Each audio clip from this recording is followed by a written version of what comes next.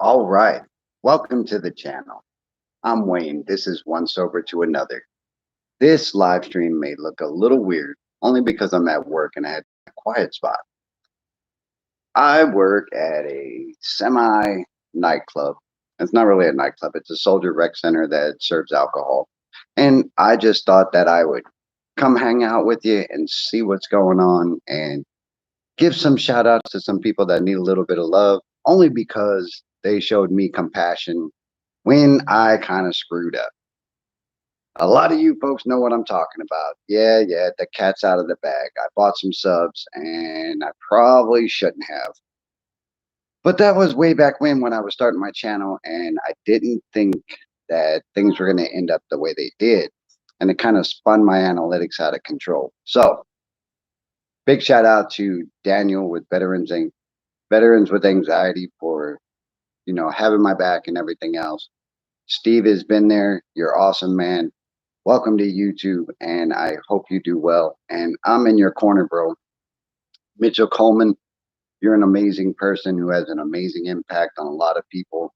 And I know for a fact that you're making an impact in the recovery world. And all you other folks out there, Tim G, Jonathan Beck, I can never say your last name, so I apologize. He's got an amazing episode of his journey coming out for his documentary on Addiction 365. Check him out and let me know what you think. So, what is this little chat about? This little chat is, in general, what it's like to be sober now. For decades, I destroyed myself with alcohol and I pretty much destroyed everything around me. I'm going to walk over here and have a seat. Oh,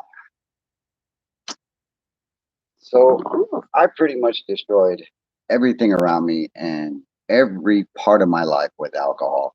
And I ruined it to the point where it almost wasn't coming back. Now, what is it like now? Because it's easy to stop drinking, but it's not easy to stay sober.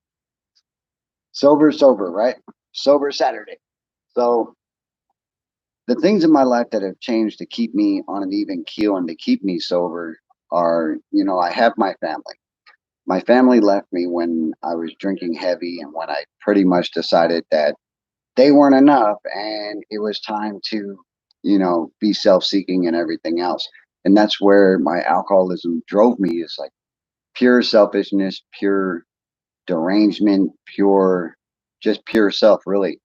And, I just really couldn't get it together as why they left. And I was stunned. I didn't even understand how the hell they could leave me. I was my son's father, I was a husband, I, had money, so to speak, and I really didn't. And the fact of the matter is, I just purely drank it, and I'm pretty sure that it wasn't helpful for anybody. I'm just waiting for some folks to join in. It'd be nice to get a little someone in here to, help the conversation along. And while we do that, you may hear a couple people in the background. You may hear some music and everything else. Um, I had to kind of shift positions because the where I was sitting, it didn't have enough signal. Anyway, so there I was, right? I was dumbfounded that they weren't in my life anymore, and I was blaming everything except for myself. I now have my family back, and that's a blessing in itself. But it doesn't just mean that I got my family back. There's work I got to do. The damage that I caused while I was drinking, and the results of it, and everything else. I have to make that up, and I can't just do it through saying sorry, like I've mentioned before. I have to prove it through my actions, and I have to, you know, tell the truth when I'm supposed to tell it, or all the time, really. I have to be honest with myself. I have to be honest with my son. And I can't really just rest on my laurels and say, well, I'm sober for today, so that's all I have to do. Hell no. I got to put the work in, folks. And if you can relate to that, give a thumbs up, give a like. I generally don't say give a like, but the more you do, the more this stays on the channel and the more that the channel gets pushed. I wonder if anybody's out there. I don't mean to get drastically close to the camera, but um, yeah. So once somebody drops in, I'll say hello and perhaps the conversation can move on. What are you doing this weekend? What's getting you motivated to be sober for another day? And I'm gonna tell you about somebody on Reddit. So I was on Reddit this morning, and there's somebody that mentioned that they had just gotten sober, or they've tried a couple times, and things aren't getting better for them. So I think what I understand from that is, why the hell stay sober? Well, you know what?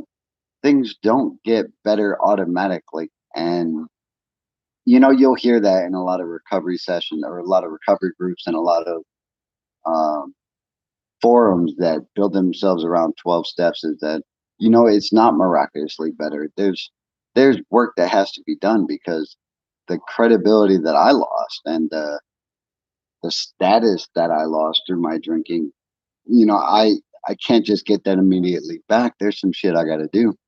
And it's not really bothersome for me to have to do the work, but it is grueling, because I can't really rest on it and say I'm done for the day. Like I just said, I have to, you know, meditate, and I have to build myself around things that are healthy for me and things that are, inspiring for my mind, and, get me moving without the need for a drink.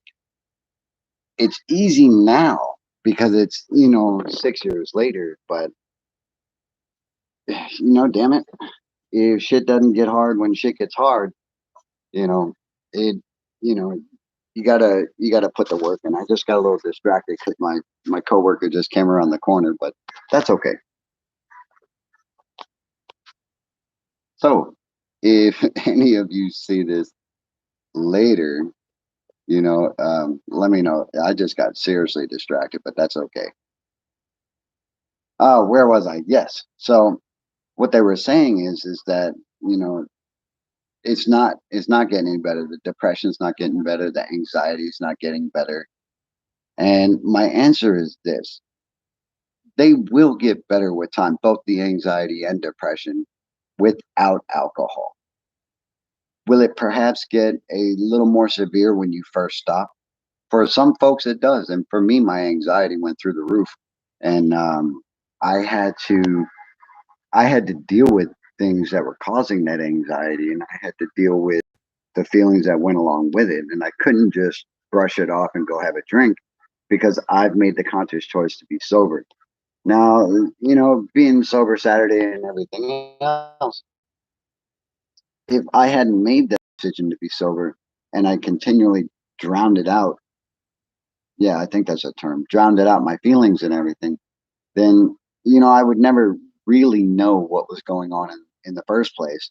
And that's where a lot of my alcoholism was thriving, is that those underlying conditions and events that shaped my depression and alcoholism, um, it just couldn't be wiped away with another drink. And those are things that I was going to have to face.